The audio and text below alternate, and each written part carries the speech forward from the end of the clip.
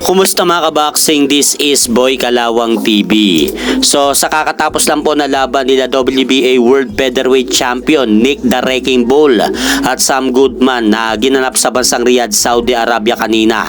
Panalo nga po itong si Nick Bull mga idol via unanimous decision. Dahil ayon nga po dito sa CompuBox, mahigit 21 power punches po ang tumama sa pagmumuka nitong si Sam Goodman sa ikasampung bahagi ng laban. Kaya nakuha nga po ni Nick Bull ang panalo kanina via unanimous decision sa kanilang naganap na laban. Kaya dahil po dyan mga idol, umabante na po ngayon ang malinis na kartada ni Nick Bull sa 23-0-1 draw with 13 knockout.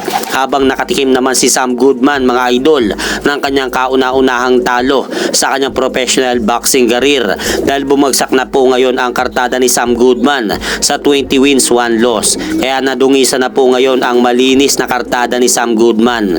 At sa naganap naman po na main event na laban mga idol sa pagitan naman po ni Moses Itauma at Dillian Whyte, winasak lang po mga idol ni Moses Itauma itong si Dillian Whyte sa pamamagitan ng first round technical knockout sa kanilang naganap na laban sa Riyadh, Saudi Arabia. Kaya umabante na po ngayon ang malinis na kartada ni Moses Itauma sa 13-0 with 11 knockout, habang bumagsak naman po ang kartada ni Dillian Whyte sa 31 wins 4 losses. At matapos nga po ang impresibong panalo na yan ni Moses Itauma mga idol kontra kay Dillian Whyte, ay pinanood po nito sa cellphone ang pag-knockout niya kay Dillian Whyte. At dahil sa ganda ng ipinakitang performance niya sa laban, ay halos mapaisip nga po si Moses Itauma mga idol kung paano niya nagawang in-knockout sa loob lamang po ng first round itong si Dillian Whyte.